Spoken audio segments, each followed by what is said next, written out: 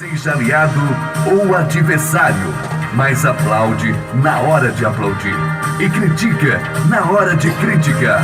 Você vai ouvir o programa de maior audiência das rádios do interior de Pernambuco. Com a palavra, o Dr. Pedro Queiroz, o homem da verdade, doa a quem doer. Espero que você tenha passado um excelente final de semana. Iniciando esta semana, então, no Dealbar desta semana, já quero profetizar a você o meu muito obrigado e quero também desejar-lhe uma semana maravilhosa.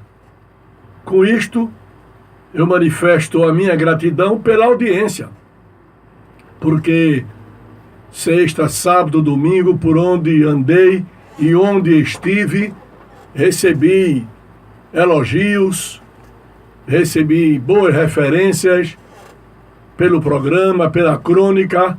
Tudo isto me deu força e cada vez mais me incentiva, né?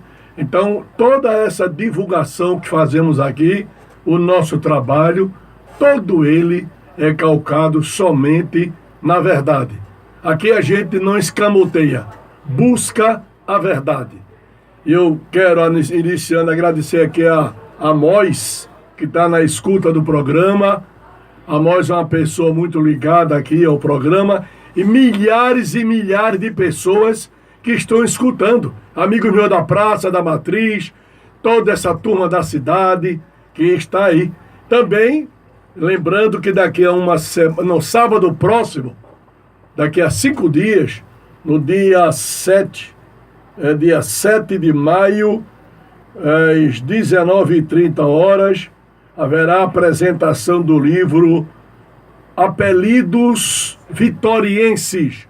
Então, é de autoria de Cristiano Pilaco. Recebi o convite, já foi entregue agora, e vai ser um livro interessante que trata de coisas diferentes. Vai ser no shopping, deverei ir, que 7h30 é a hora da missa, eu estou na missa, mas acabando a missa, eu estarei lá. Porque aqui diz que o autógrafo inicia-se às 20 até às 22 horas. E eu, se Deus quiser, estarei aí para cumprimentar o meu amigo Pilaco e festejar com ele o lançamento de mais um filho, porque o livro é um filho. O homem, para se dar por completo, tem que plantar uma árvore, lançar um livro, que é escrever um livro, né? E isso é fundamental. São 3 coisas importantes na vida do ser humano e que a filosofia comum faz essa abordagem. É o lançamento do livro, é plantar uma árvore e ter um filho. Bom, eu já tenho filho. Plantei árvores já. Na minha chácara eu plantei algumas. Falta lançar o livro. Quando me chegarem engenho e arte, como dizia Camões, eu lanço um livro. Não sei sobre o quê, mas até sobre a curva do vento eu tenho que lançar alguma coisa e espero que chegue a inspiração. Eu quero, naturalmente, fazer e acompanhando os escritores vitorienses para deles tirar o melhor e juntar com o meu melhor, que é pouco. E quem sabe, no futuro, eu possa lançar também, se não um livro, mas um livreto. Coisa resumida. Pois bem, daqui no dia 7, lançamento do livro do nosso amigo Pilaco. Recebi também pedidos para que falasse sobre a Turquia. É um país que tem mais ou menos 76 milhões de habitantes, tem uma área boa, tem 700 mil quilômetros quadrados.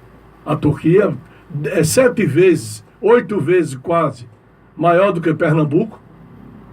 Está localizada entre a Europa e a Ásia. Diz-se até que é uma espécie de Eurásia, Europa e Ásia. Ela tem um pedaço na Europa também. tem suas fronteiras com a Grécia, com o Irã e outros países, e tem um PIB bom, é o 15º PIB do mundo, é o da Turquia. Não é um país pobre, é um país muitíssimo rico, historicamente antiquíssimo, já vem de anos de 200, 300, no início da era cristã, foi dominadora, tem um herói que é o Atatürk, o grande herói que ganhou batalhas para os franceses, para os ingleses, Kemal Atatürk, é o herói da Turquia, e é um país interessante, rico em história, mas muito rico, muito rico. A Turquia já foi parte também do regime otomano. A Primeira Guerra Mundial se deu em razão também da participação da Turquia com a Áustria, que era o Império Austro-Húngaro, e também o Império Otomano. E a Turquia passou a república em 1923, por aí. Ela tinha a figura do sultanato antigamente, mas se tornou república. Depois dessa Primeira Guerra Mundial, onde ela participou ativamente, na segunda ela não entrou, ficou de fora, porque viu a desvantagem que foi ficar ao lado do primeiro grupo da Primeira Guerra. Em seguida, faz parte da ONU, também é fundadora da ONU, faz parte da OTAN, Organização do Tratado do Atlântico Norte. Ela se incorpora aos organismos internacionais.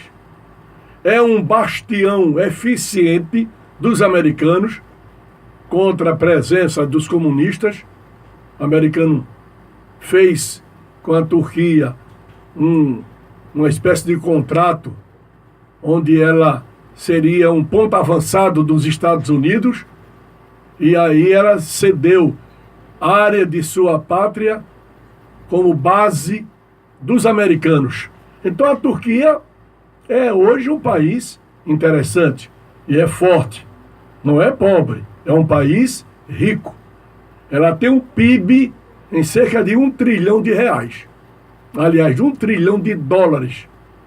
Quer dizer, é forte, muito forte. E história tem, e como tem história, meu querido amigo, ilustre ministro da Eucaristia, acaba de chegar, Chico Lima, aniversário dele, então os aplausos. 50 anos, não parece. Eu daria 33, a idade de Cristo a você. Tem mais, certamente que a Igreja Católica está também em festa. Você é um dos componentes eficientes lá da Bela Vista. Meus parabéns para Chico Lima. Hoje completa 50 anos, segundo ele, cronologicamente. Mas biologicamente tem uns 30. Grande abraço, grande Chico. Então a Turquia, estava falando sobre a Turquia, alguma coisa, que a história do improviso é assim, né? Mas tem uma assessora Eva, que é casada com a Adeilton, é inteligentíssima, fez assim com os dedos, dizendo, olha, estava falando sobre dinheiro. Eu digo, foi, sobre a riqueza da Turquia e a história da Turquia. Tem uma legenda lá e tem também uma colônia de brasileiros grande, morando na Turquia. O idioma lá é o turco, o dinheiro lá não é o euro, mesmo tendo uma parte na Europa, mas não é o euro, nem é dólar, é a lira turca.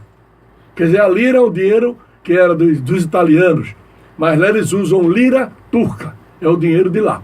Mas é um país interessante, muito interessante. Então, quem puder ir à capital da Turquia, Ankara. Ankara é a capital, mas a cidade mais importante da Turquia é Istambul. Tem 10, 12 milhões de habitantes, Istambul. Cidade muito forte, muito pujante. Essa é a Turquia que nós conhecemos pelos livros de história, que vale a pena conhecer a Turquia. Também me foi perguntado qual é o mais importante, honestidade, fé, amor ou saber. São coisas diferentes. Primeiro, Essa história de se dizer que honestidade tinha que ter na escola uma cadeira sobre honestidade, não pode, não deve, não tem sentido. Porque alguma escola ensina alguém a mentir e tem cara que mente por prazer. Tem cara que 80% do tempo dele é de mentira, é da natureza humana. Então o mentiroso é da natureza humana. A honestidade é da natureza humana. É da natureza humana. Você não vai aprender na escola a ser honesto. Você não aprende. Antigamente, sabia-se de um cientista chamado Lombroso, na Itália, que ele disse que conhecia o criminoso pela região occipital, aqui na cabeça. Aí se dava havia uma cadeira, antigamente, faz muito tempo, na universidade chamada do crime, que estudava o criminoso nato de Lombroso. Quer dizer, o cara já nasce bandido, segundo a teoria de Lombroso, um italiano, um cientista, jurista italiano. Aí se dizia criminoso nato de Lombroso. Quer dizer, aquele cara que já nasce bandido. E ele dizia que a identificação do criminoso se dava aqui, perto da orelha aqui por trás. Chama-se região occipital. Há uns traços no ser humano são identificados como caracterizador do bandido, do criminoso. O direito, os grandes lentes, os professores, os cientistas de modo geral, abandonaram essa teoria. Não viram perspectiva de amadurecimento. Mas havia isso, criminoso nato de Lombroso. Aí você diz, mas você acha que se a escola começar a ensinar a ser honesto, você não aprende? Não. Não aprende. Não aprende porque honestidade é da natureza humana. A mentira é da natureza humana. Você não aprende. Isso não é coisa física que você aprende. Agora, o saber, você tem que ir para a escola. Mas também, alguma coisa do saber, tem gente que aprende sem ir à escola. É o chamado autodidata. Eu conheço gente que aprendeu até um idioma sem ir à escola. Ele estudou sozinho, sem ir. Eu vou dar um exemplo. Eu, antes mesmo de mergulhar bem no francês, eu já sabia alguma coisa por conta própria. Eu fui autodidata do francês. Terminei sendo professor de francês por quase 8 anos, no Colégio 3 de Agosto, no Nossa Senhora da Graça, em várias escolas. Ainda fui assistente na FAFIRE, Faculdade de Filosofia do Recife. Então, aprendi e nunca frequentei a escola francesa, a Aliança Francesa que tem no Recife. Mas estudei depois, quando entrei no ginásio, e eu fui vendo ali com meu amigo Adão Barnabé, aí aprendi umas coisas ou outras, mas eu sozinho desenvolvi. É diferente. Já tem outro idioma que a gente estuda. Eu já estudo, digamos, alemão, mas eu tenho escola. Lia um pouquinho, mas não sei. Eu frequento, de hoje eu frequento. E comigo frequento juízes de direito, desembargadores, tem um procurador da República, tem médico, tem uma bióloga, tem mais gente médica que estuda, esse povo estuda alemão, que é uma língua meio esquisitinha, né? É diferente. Já que eu estou falando nele, a gente, para ter uma ideia, você diz na língua portuguesa 1, 2, 3, eu digo 1, 2, 3. Você diz no inglês un, deux, trois, em inglês, e no francês, no inglês 1, 2, 3, etc. 20. Aí você diz em francês 20, 22, 23, 22, 23, tal. Aí você diz em inglês 20. Aí você faz, como é 22? Estou dando um básico aqui, aproveitando que eu, ouvinte Pedro Queiroz, sabe de tudo. Você diz em inglês 22, 23. Aí você faz 22, 23, 24, 5, 6. Bom, aí segue. O alemão é diferente. O alemão já é uma coisa que você já toma um choque. Porque quando você chega na língua alemã, aí você diz 20 no alemão, você diz 20. Quando você diz 22, 23 alemão, ora, se um alemão é eins, dois é zwei, três é drei, vier, fünf, aí você devia dizer, zwanzig, eins, zwanzig, zwei, drei, vier. Não é. Quando você diz 22 alemão, 23, ou 33, faz, se vai, zwanzig, 3 e 2. Inverte tudinho. Aí a gente que é latino, nós somos latino-americanos, qual é o latino-americano?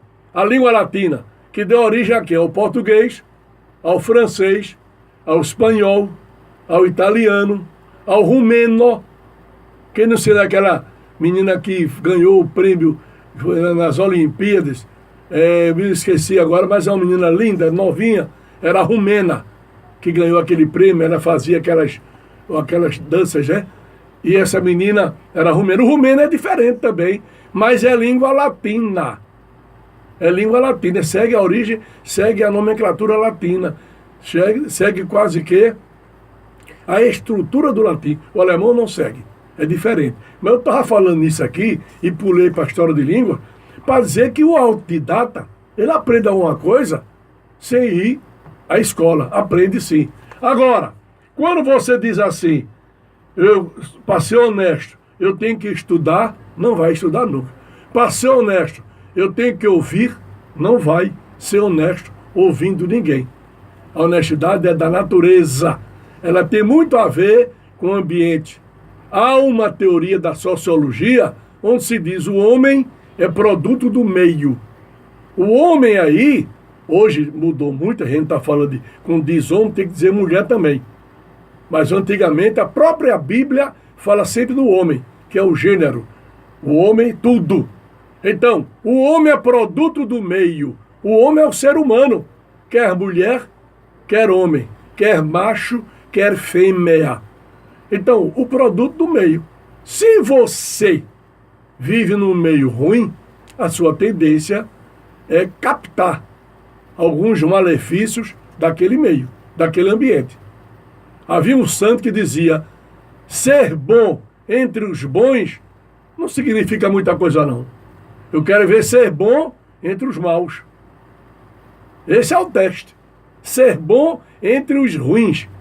Você está ali, digamos, numa favela perigosíssima, onde só haja bandido, onde só haja traficante, tudo de ruim, você está no meio e você se salva. E dá pra gente. Aí você teve uma força interior muito forte. Então, honestidade não se aprende em escola. Não se aprende. Não se aprende em escola. Honestidade tem muito a ver com o ambiente. Quando eu digo aqui, quem leva seu filho à igreja não vai buscá-lo na cadeia, é porque na igreja você só ouve coisas boas. Você só exemplificam para você coisas maravilhosas. Você não vê na favela ou num ambiente ruim, o herói deles é o bandido. É o que mata, é o que estupra, é o que assalta, é o que rouba. Esse é o herói deles. Mas o herói da igreja é outro. É o que perdoa, é o que estende a mão aos necessitados, é o que pratica a caridade. Por isso você vai aprendendo com a igreja, com o padre, e com o padre também com os pastores, vai aprendendo essas coisas. Falar em padre, hoje à noite, às 7h30 de hoje, nós estaremos celebrando uma missa na matriz de Santo Antão, em missa comemorativa ao primeiro ano de falecimento de Padre Renato, do Monsenhor Renato, que foi um sacerdote exemplar, um homem de uma vida limpa, um homem sério, que deu exemplo à Vitória, e só em Vitória de Santo Antão, ele aqui passou naquela matriz 52 anos, sem uma mancha, sem uma nódoa, sem nada. Um homem que não se envolveu em política, não se envolveu em nada. Então hoje quem for amigo do Padre Renato, compareça à missa às 7h30, que vai ser na matriz de Santo Antão. Eu estou no Recife, mas se eu chegar exatamente nesse horário, eu irei à missa, porque é quase que uma obrigação, digamos, tratar e cuidar das pessoas sérias, homenagear as pessoas honradas, já que estamos com uma escassez muito grande de homens sérios, muito grande. Então, hoje comemora-se 1 ano do falecimento do Monsenhor Renato da Cunha Cavalcante. E, se Deus quiser, e eu puder, naturalmente, eu estarei na matriz de Santo Antão, juntamente com os fiéis, para participar da Santa Missa.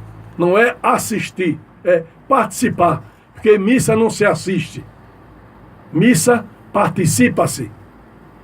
Assistir é uma coisa, digamos, passiva. Você cruza os braços, fica ouvindo aquilo, aleluia, aquelas alegrias todas, mas o da missa não se assiste, se participa. A gente assiste a um filme. A gente assiste, às vezes, ou ouve um programa de rádio, e às vezes até participa, ligando para a emissora. Mas missa é participação. Então, quem vai à missa, por quê? Você responde, você reza, você lê, tudo aquilo que a missa é dela, parte viva, você também está disso aí. Então, participa-se da missa. E eu estarei lá hoje à noite com o nosso querido Padre Renato. Bom, a honestidade, a fé. Fé é outra coisa também, é intrínseca. O que é a fé? Fé é uma coisa abstrata. Você não apalpa a fé, você não vê a fé.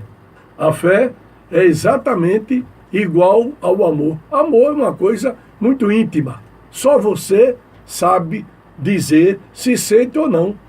Porque a Madame de Staël dizia uma coisa interessante. O homem inventou a palavra para esconder o pensamento. Muita gente diz eu te amo e é mentira, e não ama. Então o amor é uma coisa engraçada. Engana-se muito. Nem tudo aquilo que sai dos lábios vem do coração. Muita coisa que sai dos lábios só saiu dos lábios. Não se hospedou no coração. É feito o amor, feito a fé. Fé é abstrata.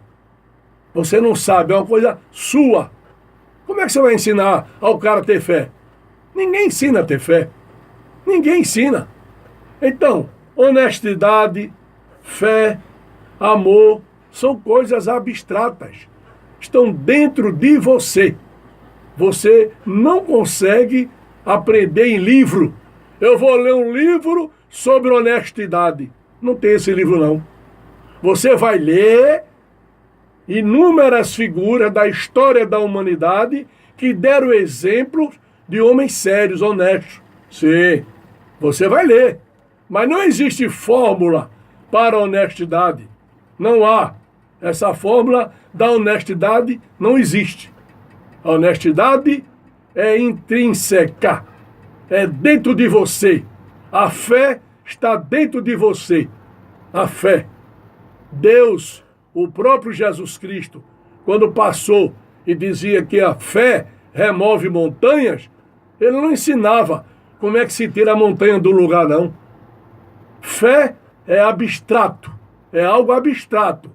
Claro, você tem uma energia interior muito forte. Por que é que muita gente hipnotiza outrem? A hipnose existe. O que é? É uma carga energética. Tem uma ciência chamada bioenergia, energia da vida. Essa bioenergia serve para você movimentar exatamente os sentimentos, movimentar as atenções das pessoas. Então, a fé, por ser algo abstrato, como a honestidade, como também o amor, dificilmente você encontrará em livro. E não tem. Eu vou aprender a amar lendo um livro. Qual é o conceito disso? Qual é o livro que ensina você a mentir? Qual é o livro que ensina você a roubar? Tem algum livro desse aí que eu não conheço? Não tem. Tem um livro de engenharia, de técnica de engenharia, do estudo do solo, tem um livro de direito penal, direito civil, direito canônico, que é o da igreja, tem livro de medicina, você tem histologia, você tem uma série de livros tratando de assuntos diversos. São coisas palpáveis, físicas, mas não há livro que ensine coisas abstratas. Amor, fé, honestidade e algo similar são todos elementos abstratos. Portanto, não se aprende em escola. A escola dá o exemplo. Se você tem um bom professor, uma vida regrada, por exemplo, um padre Renato foi um exemplo para a Vitória. Quem é padre e olha nele e observa a conduta que ele teve, vai ter um exemplo muito bem. Mas ele não vai dizer no livro, ou ele não deixou escrito, como é bom ser honesto com a seguinte regra. Primeira, assim, assado. Segunda, não. São coisas abstratas. O mundo tem o abstrato e o concreto. E no último programa, eu não sei quanto tempo eu tenho mais, 2 minutos, né?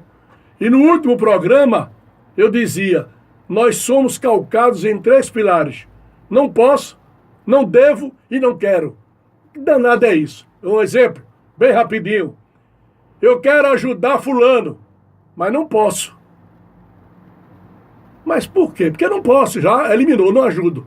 Às vezes, eu quero ajudar, eu posso ajudar, eu tenho dinheiro para ajudar, mas vem um íntimo meu que diz, não devo e não quero, morreu ajuda. Às vezes, eu devo ajudar, mas não quero. Às vezes eu quero, não devo. Então vejam, essa tríplice aliança maquiavélica é que conduz o comportamento do mundo. Não posso, não quero e não devo. Se você começar a trabalhar sobre isso, vai ver que por onde você for, eles têm que estar no meio. Quero fazer, mas não posso. Posso fazer, mas não quero. Devo fazer, mas não posso. Eu devo, mas não posso. Então, é interessante. Falando finalmente sobre esses valores de fé, honestidade e amor, digo para terminar, são elementos abstratos. O que é abstrato não se ensina. Quem já viu a alma? Quem for o ser humano que já viu a alma? Porque é abstrato.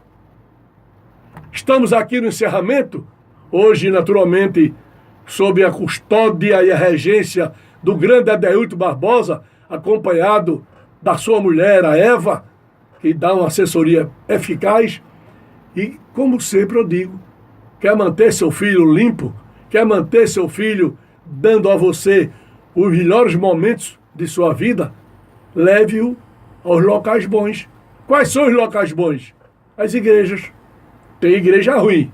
Tem igreja de protestante que não vale a pena, que é vigarismo puro. Mas você tem igrejas protestantes boas, mas boas mesmo. Eu já disse aqui, inúmeras igrejas protestantes muito boas. Batista, Assembleia, etc, etc, etc. E a minha igreja, que é católica, que é a mãe de todas as igrejas. Porque foi dela que adveio esse conjunto de igrejas, através de Martinho Lutero, no ano de 1500, por aí, que ele rompeu com a igreja, e depois de Lutero, depois do luteranismo, vieram as demais igrejas numa ramificação que até hoje ninguém controla mais. Ninguém controla, porque todo dia se inventa uma igreja. Se você vai à igreja, leve seu filho, porque quem leva seu filho à igreja jamais vai buscá-lo na cadeia. Amo Vitória e desamo quem não a ama.